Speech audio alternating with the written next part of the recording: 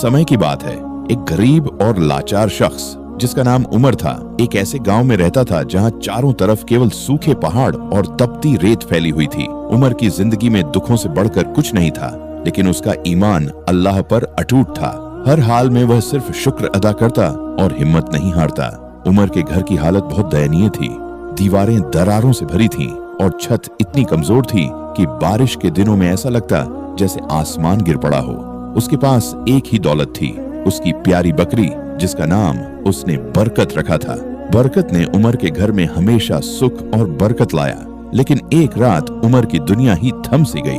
उसका 7 साल का बेटा जद तेज बुखार से तड़पने लगा। हकीम ने साफ कहा कि जद की जान बचाने के लिए एक बहुत ही कीमती दवा की जरूरत थी, जिसकी कीमत उमर की पूरी जीवन भर की जमा पूंजी से भी अधिक थी। उमर के पास फूटी कौड़ी भी नहीं थी। बेबस उमर ने अपनी प्यारी बकरी बरकत की ओर देखा। उसकी आंखों में जैसे समझ और हिम्मत झलक रही थी। उसने दिल ही दिल में अल्लाह से दुआ की और तय किया कि सुबह होते ही वह बकरी को शहर के बाजार में बेचने जाएगा, ताकि अपने बेटे के लिए दवा का इंतजाम कर सके। जंगल और रास्ते खतरनाक थे। घने जंगल, लुटेरे और रात का सन्नाटा उमर को डराने की कोशिश कर रहा था, लेकिन उसकी हिम्मत और विश्वास ने उसे आगे बढ़ाया। अचानक 3 नकाबपोश लुटेरे उसके सामने आ गए। तलवारें चमक रही थीं। उमर ने अपनी बेबसी और ईमान से उन्हें समझाने की कोशिश की कि वह सिर्फ अपने बीमार बेटे के लिए दवा लेना चाहता है। लुटेरे उसे धमका रहे थे, लेकिन उसी वक्त आसमान से तेज रोशनी चमकी।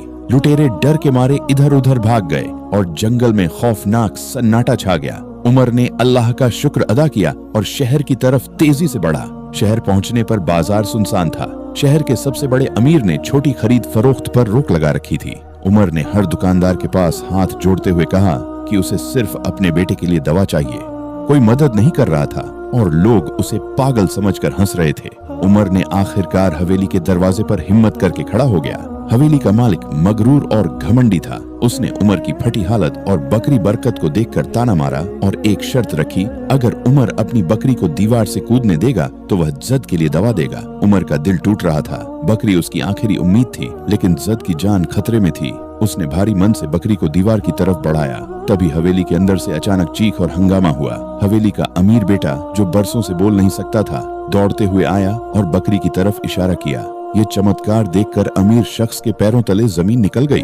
उसने उमर से माफी मांगी और कहा कि उसकी गलती की वजह से उसने उसकी गरीबी का मजाक उड़ाया।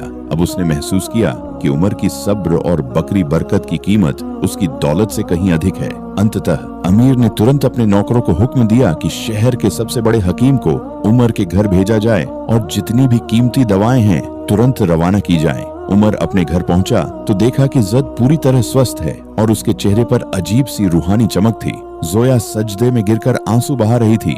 ये सब किसी मौजे से कम नहीं था। उमर ने समझ लिया कि सब्र, ईमान और अल्लाह पर भरोसा सबसे बड़ा चमत्कार लाते हैं। बकरी बरकत ने अपने मालिक और बेटे को न केवल जीवन की हिफाजत दी, बल्कि सबको यह सिखाया कि ईमान और सब्र में शक्ति है जो दौलत और ताकत से भी बड़ी है।